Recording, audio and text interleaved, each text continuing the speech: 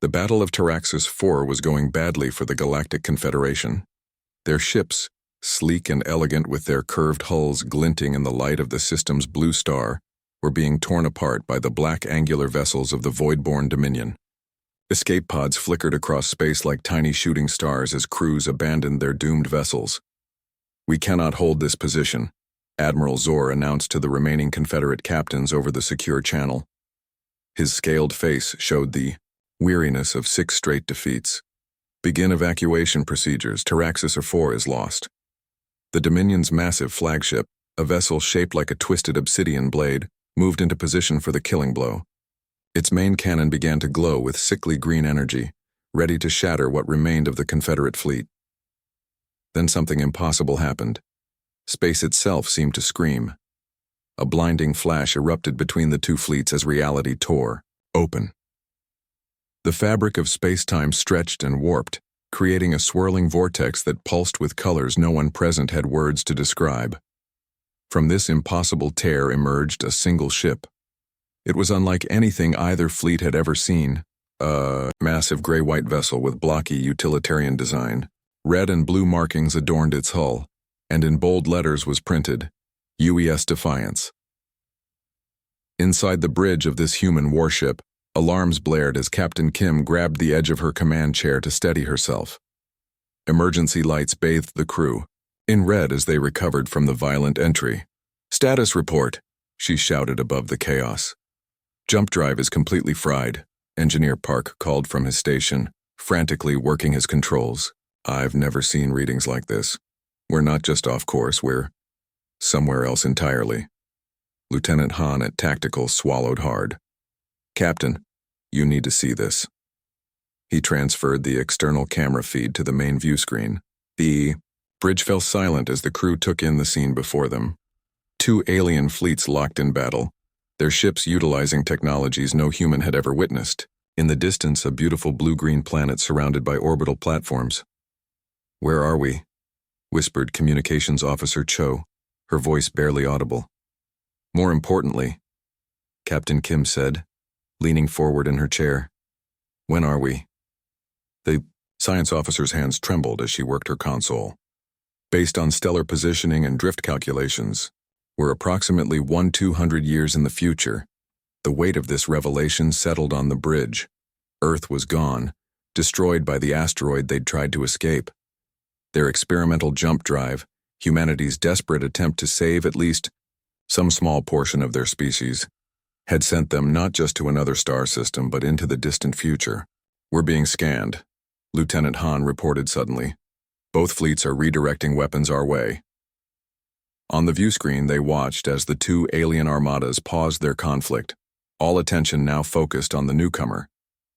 The smaller vessels of both fleets began to encircle the Defiance at a cautious distance. "We're receiving a transmission," Officer Cho announced. "Multiple transmissions, actually. Different frequencies, different encoding methods. Universal Translator is struggling to process them." Captain Kim stood tall, straightening her uniform. "This wasn't the plan. We were supposed to find a new home, not arrive in the middle of someone else's war." She took a deep breath. "But we're here now. We're possibly the last humans in existence, and I intend for us to survive." She turned to her crew, seeing the mixture of fear and determination on their faces. They'd trained for first contact scenarios, but nothing like this, appearing in the middle of a space battle between 2 advanced alien civilizations. "Open a channel," she ordered. "All frequencies." "What will you tell them?" asked her first officer. Captain Kim's lips formed a thin, determined line. "The truth. We're refugees from Earth. We mean no harm. And we're not taking sides in their conflict." As Officer Cho prepared the transmission, tactical alerts flashed across Lieutenant Han's screen. "Captain, the larger black ships are moving into attack formation." On the view screen, the Dominion fleet was repositioning. Their commander had made a quick calculation. The new arrival was an unknown variable, potentially dangerous, and therefore must be eliminated immediately. "They're charging weapons," Lieutenant Han reported. Captain Kim's expression hardened. "Seems they're not interested in talking." She returned to her command chair. "Shields to maximum, bring all weapons online." But Captain, her first officer protested, we don't have a dog in this fight. We do now, she replied grimly. Evasive maneuvers. Let's show these aliens what humans can do. As the Defiance's engines roared to life, both alien fleets watched in confusion. The Dominion expected easy prey. Instead, they found themselves facing something completely outside their experience. The Confederate ships, meanwhile, held position, their commanders watching with interest as the strange new vessel prepared to defend itself. None of them could have predicted what was about to happen. None of them understood that human warfare followed different rules forged in the desperate final days of a dying Earth, rules that were about to change the course of galactic history forever. The Dominion ships fired first. Streams of green energy lanced toward the Defiance, but Captain Kim had anticipated this. The human warship rolled sideways with a speed that seemed impossible for its size. Return fire, Kim ordered. Target their lead vessel's weapon systems only. The Defiance's railguns roared to life, sending hypersonic slugs toward the Dominion flagship. The projectile struck with devastating force, ripping through shields the aliens had thought impenetrable. They're regrouping, Lieutenant Han reported from Tactical. Their formation is, I've never seen anything like it. They're arranging themselves in some kind of three-dimensional lattice. Engineer Park looked up from his console. Captain, we're being hailed. It's coming from one of the other ships, the ones with the curved hulls. Kim nodded. On screen. The view screen flickered to life, revealing an alien bridge. The commander was tall and slender with iridescent scales covering blue-gray skin. 4 eyes blinked independently at different parts of its face. Unknown vessel, the alien spoke, its words translated through the ship's computer. I am Admiral Zor of the Galactic Confederation. Your arrival is unexpected. Captain Kim of the United Earthship Defiance, Kim replied, keeping her voice steady despite the strangeness of this first contact. We're refugees from Earth. Our jump went wrong. We mean no harm to either side in your conflict. Yet you fired upon the Dominion vessels, Zor observed. They fired first, Kim said simply. We defended ourselves. A series of rapid clicks emerged. From the alien, something like laughter. The Dominion does not recognize the concept of refugee. They see only assets to be claimed or threats to be eliminated. Zor's upper eyes narrowed. Your vessel's design and weapons are unlike anything in our records. Your tactics are peculiar. Captain, Han interrupted. The Dominion fleet is reforming. 23 ships moving to surround us. Kim turned, back to the view screen. Admiral, I have no interest in your war, but it seems we've made enemies already. I propose a temporary alliance. You would join our cause so readily? Zor seemed suspicious. I'm joining my crew's survival, Kim replied firmly. The Dominion clearly isn't interested in diplomacy. You are. That makes you the better option right now. The ship rocked as distant fire impacted their shields. We're taking hits, officer, Cho called out. Shields at 82% and holding. On screen, Admiral Zor was conferring with others off camera. Finally, he turned back. Your assistance would be welcome. But understand, Captain Kim, we know nothing of your species or your intentions. This alliance is, as you say, temporary. Understood. Sending you our tactical frequency now. Let's coordinate our defense. As the communication ended, the bridge crew looked to their captain. Are we really getting involved in an alien war? Engineer Park asked, his voice low. We don't have much choice, Kim replied. We need allies in this new time and place. The jump drive is beyond repair, isn't it? Park nodded grimly. The core is completely fused. We don't have the materials to rebuild it, and even if we did, the calculations were experimental. Nobody knows how we ended up here, which means nobody knows how to get us back. Then we're stuck, Kim said, her voice firm but not despairing. And we need friends. The ship rocked again as more Dominion fire found its mark. Incoming message from the Confederate flagship, Officer Cho announced. They're sending tactical data, but our systems can't integrate with theirs. Then we'll do it the old-fashioned way, Kim decided. Put their battle plan on the secondary display. Will coordinate manually. What followed shocked both alien fleets.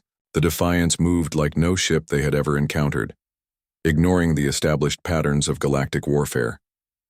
Where Confederate vessels moved in precise, mathematically optimal patterns, the human ship seemed to fly by instinct, zigging when logic dictated it should zag. They're trying to predict our movements, Han observed, watching the Dominion fire consistently miss their position. Their targeting computers are assuming we'll follow standard evasion protocols. Then let's keep being unpredictable, Kim replied with a tight smile. Helm, give me a corkscrew approach to their command vessel. Engineering, divert power to forward shields. The Defiance spun along its axis while continuing its forward momentum, presenting a constantly changing target profile to the enemy. Confederate. Commanders watched in amazement as the human ship deliberately flew into what their battle computers identified as a death trap, only to emerge unscathed after disrupting the carefully calculated Dominion formation. The Confederates are hailing us again, Cho reported. Admiral Zor sounds confused. Captain Kim, the alien's voice came through the speakers. Your attack pattern defies all strategic logic. Our tactical AI predicted 98.7% probability of your destruction.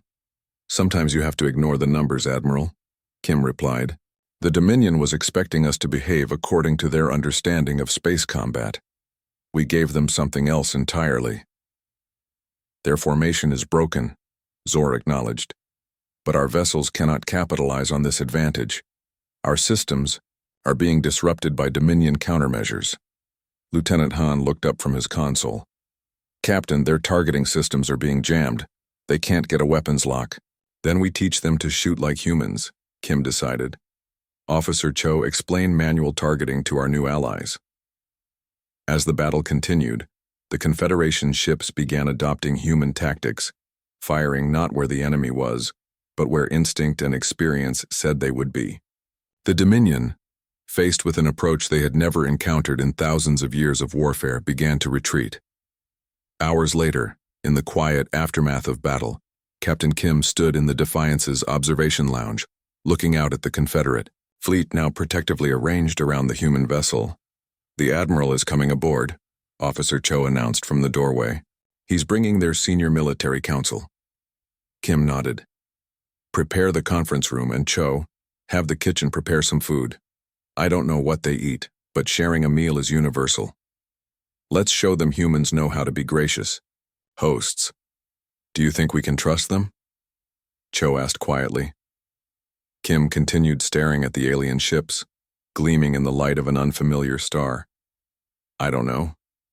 But they just watched us fight in a way they've never seen before. That's made them curious and probably a little afraid. She turned to face her officer. We're going to need allies to survive in this new galaxy. This is our chance to make a good first impression. And if they decide we're too dangerous to ally with?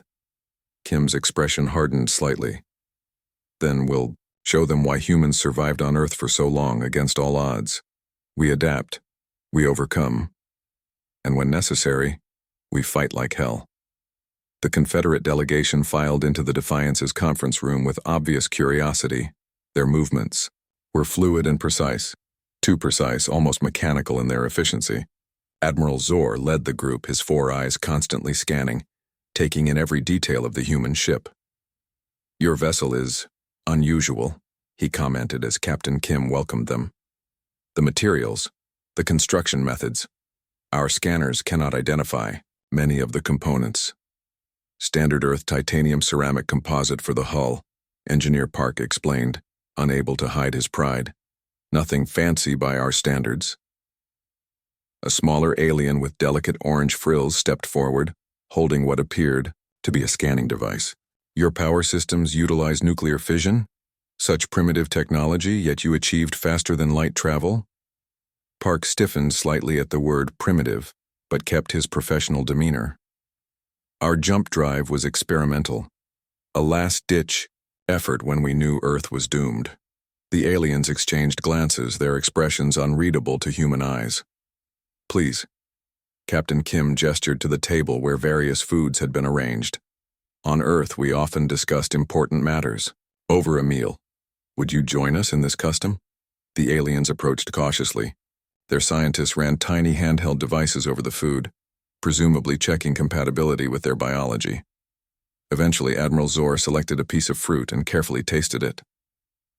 Interesting, he said after a moment.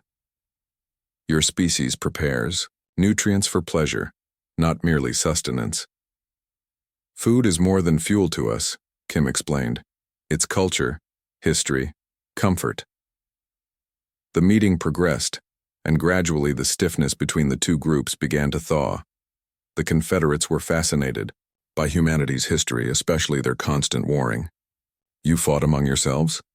Asked one military officer, clearly troubled. Your own species? We weren't perfect, Lieutenant Han admitted. But we were learning, growing. Before the asteroid, we'd gone decades without a major global conflict. Yet, your combat tactics are exceptional, Zor noted. Your ship movements during battle showed an intuition our tactical AIs cannot replicate.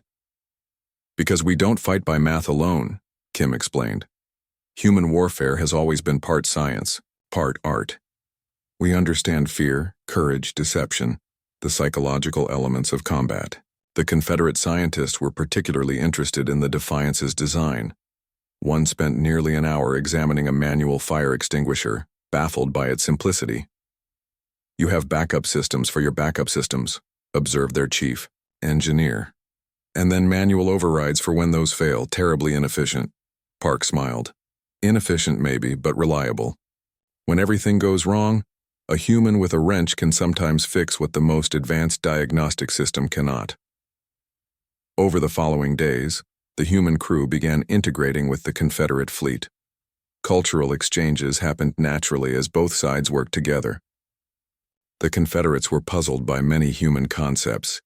Music for entertainment rather than mathematical precision. Stories told for emotional impact rather than information transfer. Laughter at the absurd. Your species contains contradictions. Admiral Zor told Captain Kim as they observed a group of human engineers teaching Confederate technicians how to manually calibrate targeting systems. You create art about peace while excelling at war. You value individual lives yet take strategic risks. You are technologically behind us in many ways, yet your solutions often work better than ours. That's the human element, Kim replied. We're messy, imperfect. We don't always follow the logical path. Before they could continue, alarms blared throughout both fleets. The Dominion had returned, with reinforcements. They're targeting the Defiance specifically, Lieutenant Han reported from his station. Their entire battle group is focusing on us. Kim watched the tactical display. They've identified us as the threat. They don't understand us, so they fear us. Our vessels have lost targeting capability, Admiral Zor reported with clinical detachment. The Dominion has deployed new countermeasures. Our systems cannot compensate. Kim studied the enemy formation, then nodded decisively. Then we fight old school. Lieutenant Han, tell the Confederate captains to form up behind us. We're going. To teach them a maneuver from Earth's naval history. Crossing the T? Han asked with a slight smile. Exactly. In three-dimensional space. What followed was a battle unlike any the Confederates had ever witnessed. The Defiance led the Allied fleet in formations developed by human admirals who had commanded wooden ships on Earth's oceans centuries ago. These antiquated tactics, when adapted to space warfare, proved devastatingly effective precisely because they were considered obsolete by galactic standards. The Dominion ships, programmed to counter the mathematical precision of Confederate battle tactics, found themselves outmaneuvered by strategies their predictive algorithms classified as irrational and inefficient. Their formation is breaking, Han announced. They didn't expect us to sacrifice our position to gain the advantage. On the command deck of the Confederate flagship, alien officers watched in astonishment as human gunners hit targets without computer assistance, relying on instinct and experience instead. When the Dominion deployed electronic countermeasures that blinded Confederate targeting systems, the humans taught their allies to aim manually, a concept so archaic that the Dominion had no defense against it. Remarkable, Zor said, watching the battle unfold. Your species turned disadvantage into strength. You weaponized your own limitations. As the Dominion fleet retreated, the Confederate crew members looked at their human allies with new respect. The victory had been decisive. Later, in the quiet of her quarters, Captain Kim recorded a personal log entry. Earth is gone, she spoke softly. But today I realized that humanity isn't just about a planet. It's about who we are, our creativity, our determination, our strange mix of logic and intuition. The Confederates are brilliant, their technology far beyond ours. But they've forgotten something important along the way. They've forgotten how to improvise, how to think beyond pure efficiency. She looked out her viewport at the stars. Different constellations than she had grown up with, but stars nonetheless. Maybe that's why we're here. Not just to survive, but to remind an advanced galaxy about the human element, the beautiful imperfection that sometimes sees solutions perfect logic would miss. The Defiance may have arrived by accident, but perhaps we were exactly what this moment in history needed. She paused, then smiled slightly. Or maybe we're just too stubborn to admit when we're outmatched. Either way, we've made our mark. And we're just getting started. Word of the strange human warship spread quickly through Dominion space. In his private chambers aboard the massive command vessel Eternal Night, Supreme Commander Vex obsessively reviewed battle footage of the Defiance. His dark eyes narrowed as he watched the human ship perform maneuvers that defied conventional space combat doctrine. Impossible, he muttered, his gray skin flushing purple with frustration. Their technology is inferior. Their weapons are crude, yet they defeated our best tactical systems. An aide approached cautiously. Supreme Commander, the War Council awaits. Vex rose to his full height, nearly 7 feet tall. Tell them I want that human vessel. I want its technology. I want its tactical data. And I want its crew. Alive if possible, but dead if necessary. Meanwhile, aboard the Defiance, Captain Kim and her senior officers met with the Confederate leadership. The humans had been granted access to the Confederate command station, an enormous ring-shaped structure orbiting a gas giant. Our intelligence network has detected massive Dominion fleet movements, Admiral Zor explained, gesturing to a holographic display. They are gathering their forces, their entire armada, for what appears to be a final offensive. The display showed hundreds of Dominion warships converging on a single location, deep in their territory. They're preparing to crush us once and for all, a Confederate general said grimly. We cannot match these numbers. Captain Kim studied the display intently. Where exactly are they gathering? Their main shipyard at Nexus 7, Zor replied. A heavily fortified system with multiple defensive rings. And you're planning to meet them in battle when they come? Kim asked. We have no choice, Zor said. Our remaining forces will establish defensive positions at these key systems. The hologram shifted to show the Confederate battle plan, a dispersed defensive strategy designed to minimize losses. Kim shook her head. That's exactly what they expect. You'll be fighting on their terms. What alternative do you propose? Asked one of the Confederate admirals, their tone skeptical. Kim looked at Lieutenant Han, who nodded slightly. They had discussed this already. We attack them, Kim said firmly. At Nexus 7 before they're ready. The room erupted in protests.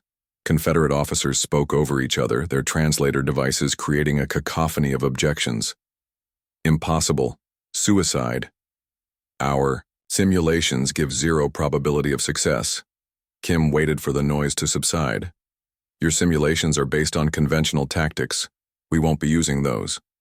She stepped forward and manipulated the holographic display, zooming in on the Dominion shipyard. The Defiance will lead a small strike force, no more than 5 ships, on a stealth approach to Nexus 7.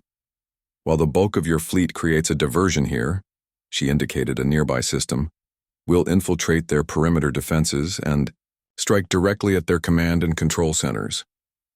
Even if you could penetrate their defenses, which is highly improbable, Zor said, 5 ships cannot hope to defeat hundreds. We don't need to defeat them all, Kim explained. We just need to throw them into chaos. Cut off the head and the body falls. The Confederate officers exchanged troubled glances. What you propose violates all established principles of strategic engagement, one finally said. Engineer Park spoke up. With respect, that's precisely why it might work. The Dominion expects you to follow those principles. They've never encountered human tactics before. After hours of debate, the Confederate leadership reluctantly agreed to Kim's plan, though many clearly believed they were merely choosing how to die. 2 days later, the Defiance led 4 Confederate vessels on a high-risk approach to Nexus 7. They traveled without running lights, minimal power, using a complex route through asteroid fields and radiation clouds to mask their approach. On the Defiance's bridge, the atmosphere was tense, but focused. Perimeter sensors in range, Han reported quietly. If they're active, they'll detect us in approximately 2 minutes, Kim nodded. Status of the diversion? The Confederate fleet has engaged Dominion patrols in the Korthos system, Officer Cho confirmed. Reports indicate the Dominion is dispatching reinforcements from Nexus 7 as expected. Good, Kim said. Now for the hard part. When they reached the outer defense grid, instead of attempting to slip through undetected as Confederate doctrine would suggest, the small battle group deliberately triggered the alarms. Multiple Dominion vessels responding, Han called out. Defense platforms powering weapons. Exactly as planned, Kim said calmly. Execute Phase 2. The 5-ship formation suddenly split apart, each vessel heading in different directions at maximum thrust. The Dominion defense grid, designed to track organized formation movements, struggled to prioritize targets that seemed to be fleeing randomly. They're following Confederate protocols, Kim observed as she watched the Dominion response. Methodically targeting each ship in order of perceived threat level. They're still thinking like machines. While the other ships drew away defenders, the Defiance accelerated directly toward the central shipyard. Dominion commanders, accustomed to enemies that attempted to minimize damage, were unprepared for a vessel that deliberately flew into the heart of their fire. Shields at 40%. Engineer. Park reported as the ship shuddered under enemy fire. Hull breaches on decks 3 and 7. Automated systems containing the damage. Stay on course, Kim ordered. All power to forward shields and engines. As they approached the main construction docks, Kim revealed the next phase of her plan. One she hadn't shared even with the Confederate allies. Prepare boarding parties, she announced. We're going to capture their command center. The bridge fell silent. Boarding parties? Han repeated incredulously. Captain, that's something they won't expect, Kim finished for him. The Dominion relies on ship-to-ship combat. They've forgotten the art of close-quarters fighting. The Defiance smashed through the final defense perimeter, taking heavy damage but remaining operational. As they approached the central command station, Kim gave the order that horrified their Confederate allies monitoring the battle. Vent atmosphere from decks 8 through 12. Captain? Park questioned, stunned. The Dominion will expect us. To preserve every section of our ship, Kim explained grimly. By sacrificing those decks, we create a debris field that will confuse their sensors while simultaneously reducing our mass for the final approach. It was a calculated sacrifice. Those decks had already been evacuated, but the decision to deliberately damage their own vessel was alien to Confederate strategic thinking. Their doctrine prioritized preservation of assets above all else. The tactic worked. The confusion allowed the Defiance to dock directly with the Dominion command center. Boarding teams led by Lieutenant Han launched their assault, using shock tactics that hadn't been seen in galactic warfare for millennia. While the Dominion commanders were still trying to understand the bizarre attack pattern, human soldiers were already moving through their command center, disabling systems and capturing key control points. This is madness, Admiral Zor said as he watched the battle unfold from the Confederate flagship. Brilliant, terrible madness. Within hours, the unthinkable had happened. The Defiance crew had seized control of the Dominion's central command network, throwing their entire fleet into disarray. Ships that had been preparing for a final offensive suddenly found themselves without coordination, without orders. In his private command chamber, Supreme Commander Vex watched in disbelief as humans in boarding armor fought their way toward his position. How? He demanded of no one in particular. How could they know that we would never expect this? The door to his chamber burst open, and he found himself staring into the determined faces of humanity. A species that understood that sometimes the most effective tactic was the one deemed too irrational to attempt. The final battle for the galaxy began not with grand fleets clashing in the void, but with a desperate gambit. The Defiance, scarred and battle-worn, faced the massive black hulk of Overlord Vex's flagship, the Eternal Dominion. Behind the human vessel, the remaining Confederate fleet struggled to maintain formation as Dominion forces closed in from all sides. "We've lost communication with the Confederate command ships," Officer Cho reported, her voice steady despite the chaos around them. "The Dominion is jamming all frequencies." Captain Kim nodded grimly. On the view screen, enemy vessels moved with mechanical precision, their formations reshaping to counter the Confederate positions. Without centralized communication, the aliens who relied so heavily on coordinated tactics were faltering. "Status of our engines?" Kim asked. Engineer Park looked up from his console, face smudged with soot from a fire he'd just helped extinguish. "Main propulsion at 38%, maneuvering thrusters still operational. We've lost the starboard fusion reactor entirely." Kim studied the tactical display, where the massive Dominion flagship loomed. "And weapons? Railguns 1 and 3 still operational. Missile tubes jammed. 1 nuclear warhead remaining," Lieutenant Han reported. The bridge fell silent. Everyone understood what they were considering. "We can't win a conventional fight," Kim said quietly. "Not against that." Engineer Park moved to stand beside her. "The jump drive core is still intact," he said. "It's useless for actual jumping, but the exotic matter containment field is stable." Kim's eyes met his. "If we deliberately collapse the field, the resulting energy release would be substantial," Park confirmed. Lieutenant Han shook his head. "You're suggesting we turn the Defiance into a bomb." "I'm suggesting we use everything we have," Kim corrected. "Including our most powerful asset."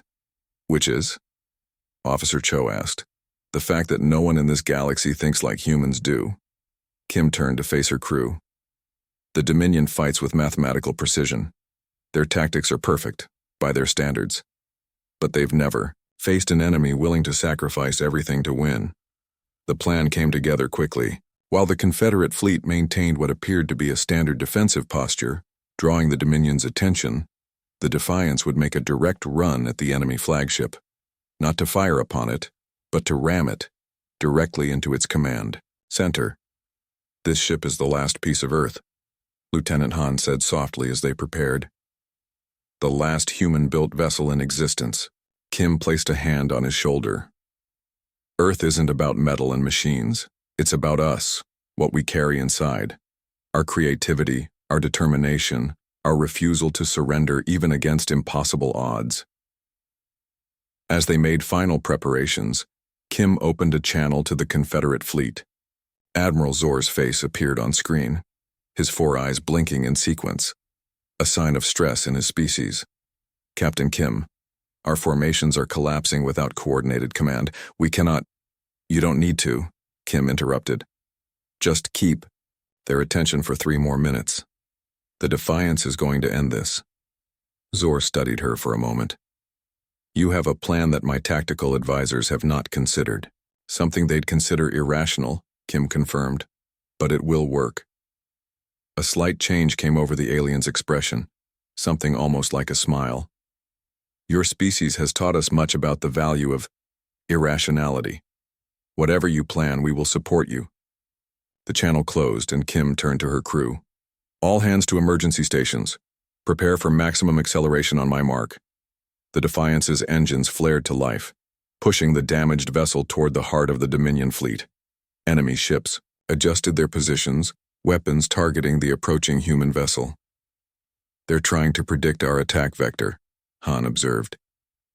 "Let them try," Kim replied, a grim smile forming.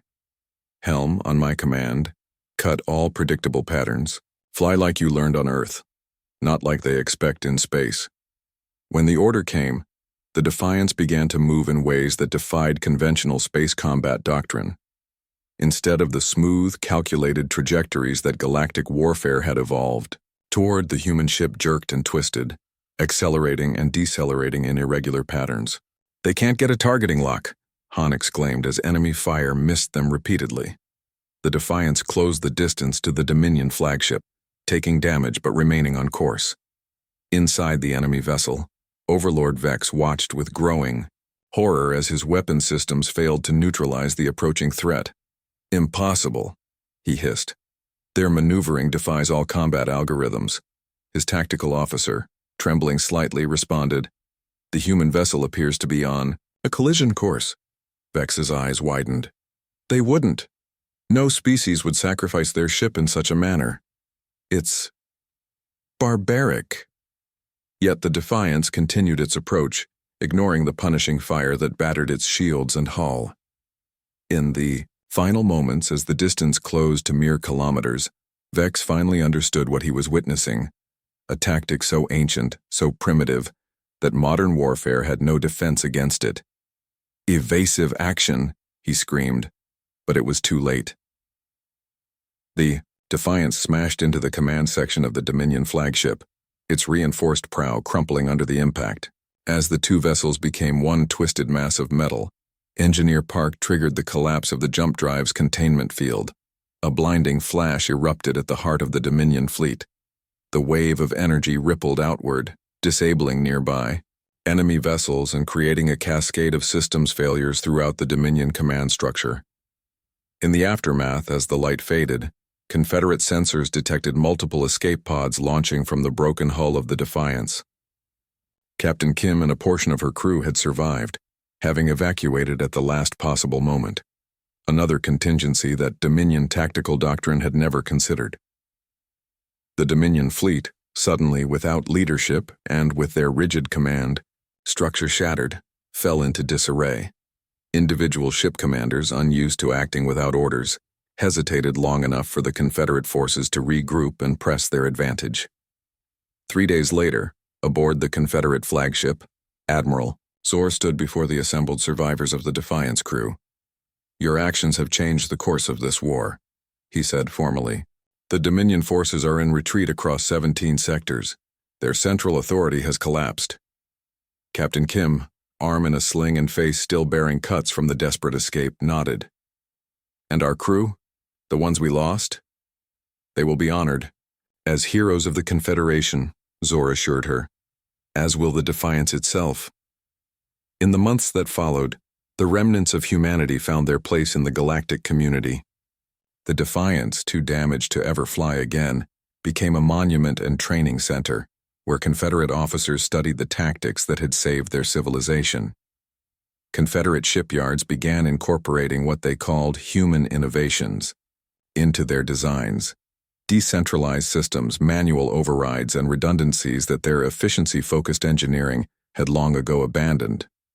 1 year after the battle, on the observation deck of the new Confederate flagship, named Earth in honor of humanity's lost homeworld, Captain Kim stood beside Admiral Zor, watching the stars. "Our scientists have been studying your historical records," Zor said.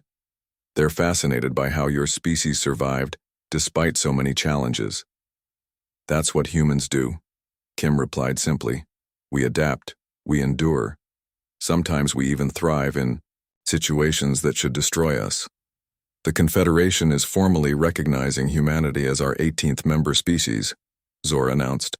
"Your crew will serve as representatives." Kim smiled sadly. "Representatives of a world that only exists in memory." "No," Zor corrected her.